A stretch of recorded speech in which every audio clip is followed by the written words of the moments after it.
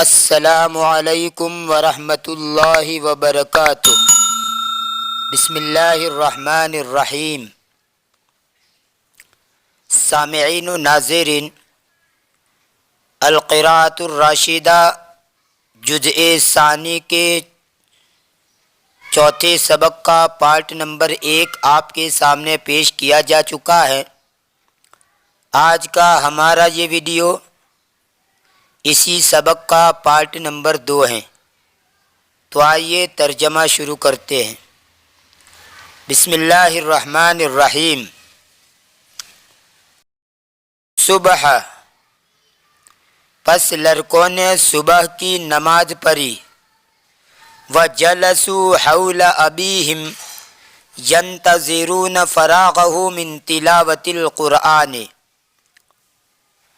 اور ان کے ابا جان کے آس پاس بیٹھ گئے، ابا جان کے تلاوت قرآن سے فارغ ہونے کا انتظار کرتے ہوئے۔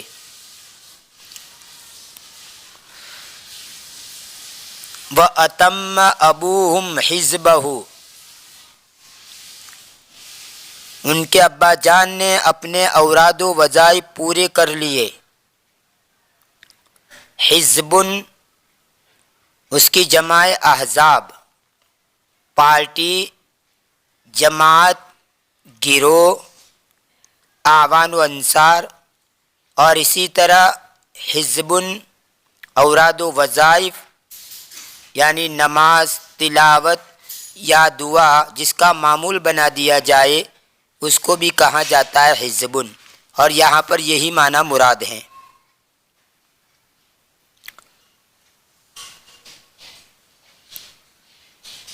وقال، اور کہاں، ہلموا یا ابنائی، آؤ اے میرے بیٹو۔ فخرجوا معہ، وہ بیٹے ان کے ساتھ نکلے۔ وقد اعجلہم الاشتیاق الی الکیمیاء من ان یفطروا، کیمسٹری کی رغبت نے انہیں عجلت یعنی جلد بازی کرنے پر اکسایا اس بات سے کہ وہ ناشتہ کریں، یعنی کیمیا کو سیکھنے کا انہیں اتنا اشتیاق اور شوق و رغبت تھی کہ وہ ناشتہ کیے بغیر ان کے باپ کے ساتھ نکل گئے اور جلدی کی۔ لم یزل ابوہم یسیر بہم طریقا بعد طریق، ان کا باپ انہیں یکے بعد دیگرے راستے پر لے کر چلتا رہا۔ حتی وقف بہم علی حقل یحرسہ الفلاح، یہاں تک کہ ان کو ایک کھیت کے پاس کھڑا کر دیا جس کھیت کی کسان کھیتی کر رہا تھا۔ سار یسیر سیرن، اس کا معنی ہے چلنا، جیسے مشا یمشی مشین کا معنی چلنا، ایسے ہی سار یسیر سیرن کا معنی بھی چلنا۔ قرآن کریم کے اندر بھی ہے قل سیروا فی الارض فانظروا، کہہ دیجئے زمین میں چلو پھرو پھر دیکھو۔ تو سارا یسیرو سے امر کا صیغہ ہے یہ، سیرو، سیر سیرا سیرو، جمع مذکر حاضر امر کا صیغہ ہے۔ اور حقل اس کا معنی ہے کھیت، اس کی جمع آتی ہے حقول۔ اور حرس یحرس حرسن، اس کا معنی ہے کھیتی کرنا، اور اسی سے مہراسن ہل کو کہا جاتا ہے۔ وفی یدہ السکۃ، اور جس کے ہاتھ میں ہلکا لوہا تھا۔ سکتن، ہل کے ساتھ جو لوہا لگا ہوا ہوتا ہے اس کو کہا جاتا ہے سکۃ المہراسی، ہل میں لگا ہوا لوہا۔ ویسے سکتن کا اور معنی بھی ہوتا ہے راستہ، سڑک،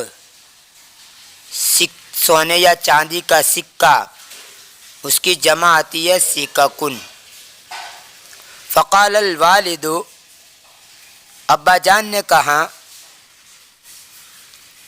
الکیمیاء یا اولادی تحت سکۃ المہراس، اے میرے لڑکو علم کیمیا ہلکے لوہے کے نیچے ہیں۔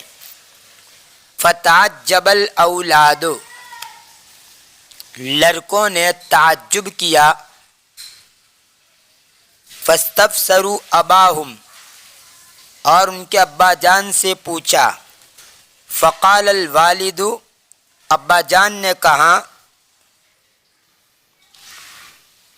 الم اسمعکم تقولون الکیمیاء یحول التراب ذهبا، میں نے تم سے یہ کہتے ہوئے نہیں سنا کہ کیمسٹری یعنی علم کیمیا مٹی کو سونے میں تبدیل کر دیتا ہے۔ حول یحول تحویلا، اس کا معنی ہے بدل دینا، تبدیل کر دینا، اور ذہب کا معنی سونا۔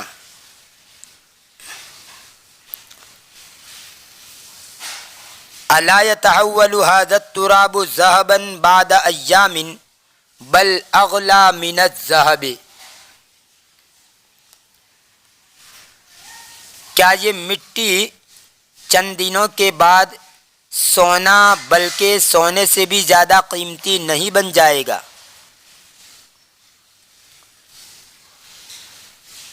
اغلا کا معنی قیمتی۔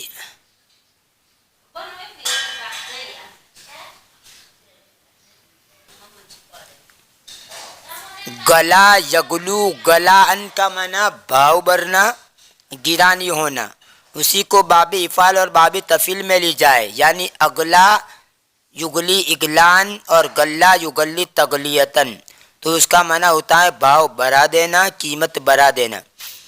اور یہ اگلا جو ہے اس میں تفضیل ہے، زیادہ قیمتی، بیش قیمت۔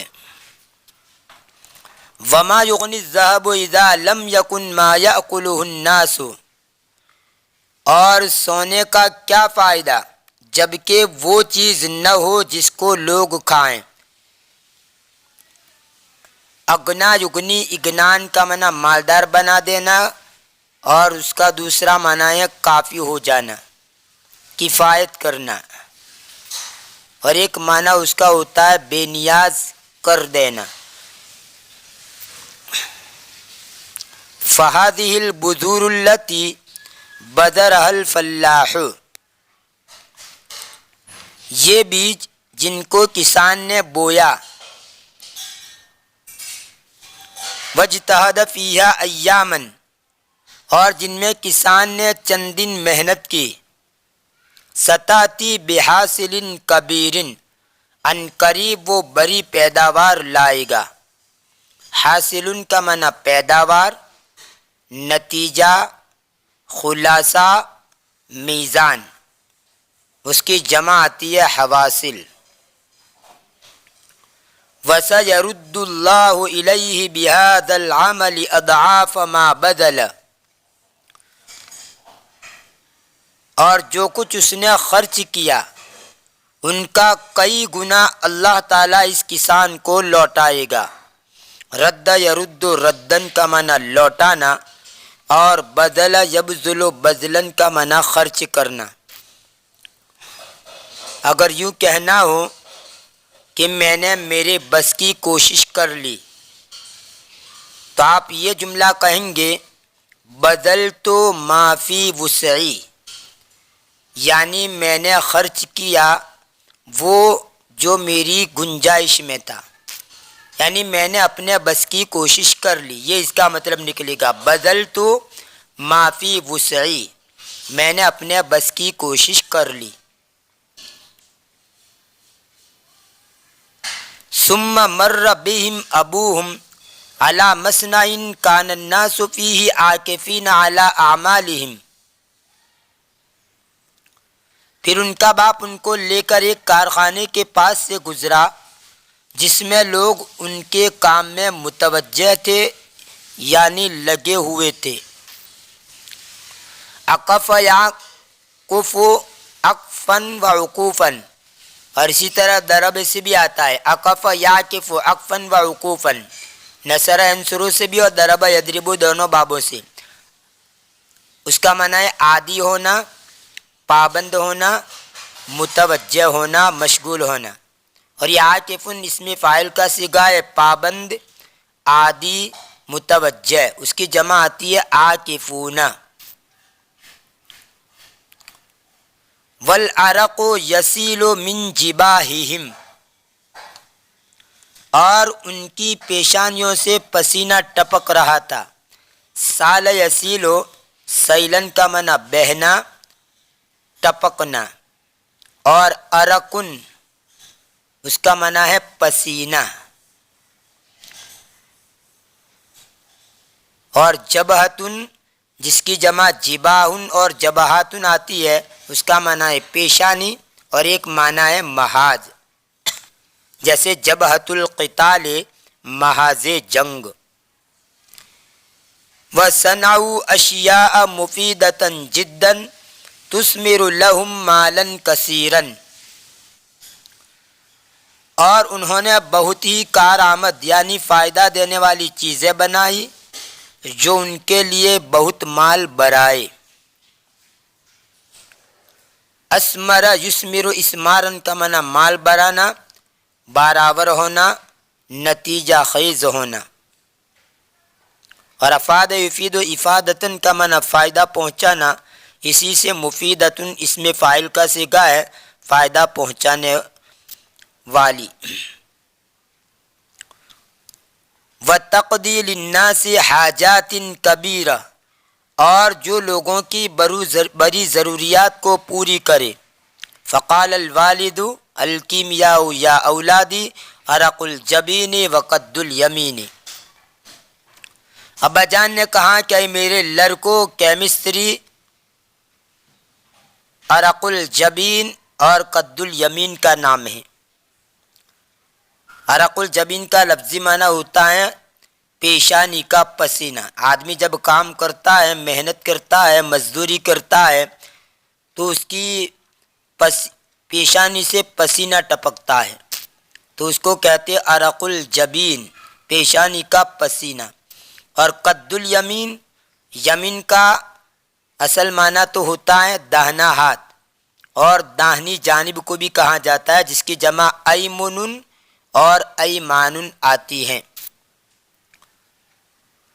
اور قد یقد قدن، محنت کا کام کرنا، مشقت اٹھانا، کاوش کرنا، اسی سے قدود محنتی، جفاکش۔ تو یہاں پر اس کا مطلب یہ ہے کہ میرے بیٹو، کیمیا تو محنت و مشقت اٹھانے کا نام ہے۔ لفظی معنی تو عرق الجبین، پیشانی کا پسینہ، اور قد الیمین، ہاتھ کی کوشش، ہاتھ کی محنت۔ لیکن مطلب یہی ہوگا مفہوم کہ اے میرے لڑکو، کیمیا جد و جہد اور مشقت و مصیبت اٹھانے کا نام ہے۔ ثم مال بهم الى حلقة معلم والى مجلس واعظ، پھر ان کو ایک سکھانے والے کے حلقے کی طرف اور پند و نصیحت کرنے والے کی مجلس کی طرف لے گیا۔ مالا یمیل میلن، الہ کے صلے کے ساتھ اس کا معنی ہوتا ہے مائل ہونا، متوجہ ہونا، یعنی ان بیٹوں کو لے کر ایک معلم کے حلقے کی طرف اور نصیحت کرنے والے کی مجلس کی طرف متوجہ ہوا، وہاں لے کر ان کو گیا۔ اگر مال کا صلہ ان آئے، مالا ان، تو اس کا معنی ہوتا ہے اعراض کرنا، روگردانی کرنا۔ الہ کے صلے کے ساتھ متوجہ ہونا، مال الہ، اور ان کے صلے کے ساتھ اعراض کرنا، مالا ان، اعراض کرنا۔ وقال یا اولادی الانسان اغلی شیء فی الوجود، اور اے میرے لڑکو، انسان کائنات میں سب سے قیمتی چیز ہے۔ وتثقیفہ واصلاحہ افضل من تحویل التراب ذهبا، اور اس کو شائستہ بنانا اور اس کی اصلاح کرنا مٹی کو سونے میں پھیر دینے سے زیادہ اچھا ہے۔ فَإِذَا تَعَلَّمَ هَؤُلَاءِ الْأَوْلَادُ وَإِذَا اهْتَدَى هَؤُلَاءِ النَّاسُ كَانَ لِلْمُعَلِّمِ وَالْوَاعِظِ صَدَقَةٌ جَارِيَةٌ، جب یہ لڑکے سیکھ جائیں گے اور جب یہ لوگ راہ پا جائیں گے تو استاد اور پند و نصیحت کرنے والے کے لیے صدقہ جاریہ ہوگا۔ لَهُ أَجْرُ كُلِّ مَا يَعْمَلُ هَؤُلَاءِ مِنْ خَيْرٍ وَبِرٍّ، جو کچھ بھی بلائی یا نیکی یہ لوگ کریں گے ان کا اجر اس استاد یا پند و نصیحت کرنے والے کے لیے بھی ہوگا۔ وَلِذَلِكَ قَالَ النَّبِيُّ صلی اللہ علیہ وسلم لِسَيِّدِنَا عَلِيٍّ کرم اللہ وجہہ، اور اسی وجہ سے نبی صلی اللہ علیہ وسلم نے حضرت علی کرم اللہ وجہہ سے فرمایا لَأَنْ يَهْدِيَ اللَّهُ بِكَ رَجُلًا خَيْرٌ لَكَ مِنْ حُمُرِ النِّعَمِ، اے علی، اللہ تعالیٰ تیرے ذریعے یا تجھ کو واسطہ بنا کر کسی ایک آدمی کو بھی ہدایت دے دے تو یہ تیرے لیے سرخ اونٹوں سے زیادہ بہتر ہے۔ فَاقْتَنَعَ الْأَوْلَادُ، لڑکے مطمئن ہو گئے۔ اقتناع یقتنع اقتناعًا باب افتعال سے، اور قنیہ یقنع قنعًا باب سمیع سے، مطمئن ہونا، اکتفا کرنا، ماننا، قائل ہونا، اور اسی کو باب فعل اور تفعیل کے اندر لے جائیں، اقنع یقنع اقناعًا اور قنع یقنع تقنیعًا، تو اس کا معنی ہوتا ہے مطمئن کرنا، رضامند کرنا، قائل بنانا، تشفی کرنا۔ فَاقْتَنَعَ الْأَوْلَادُ، لڑکے مطمئن ہو گئے، وَشَكَرُوا أَبَاهُمْ، اور ان کے ابا جان کا شکر ادا کیا، وَرَجَعُوا، اور لوٹے، وَقَدْ تَعَلَّمُوا الْكِيمِيَاءَ، اس حال میں کہ وہ علم کیمیا سیکھ چکے تھے۔ یہ تھا اس چوتھے سبق کا پارٹ نمبر 2۔ انشاءاللہ آنے والی ویڈیو کے اندر سبق نمبر 5 کو پیش کیا جائے گا۔ تب تک کے لیے انتظار کیجیے، دعاؤں میں یاد رکھیے۔ فی امان اللہ، الی اللقاء۔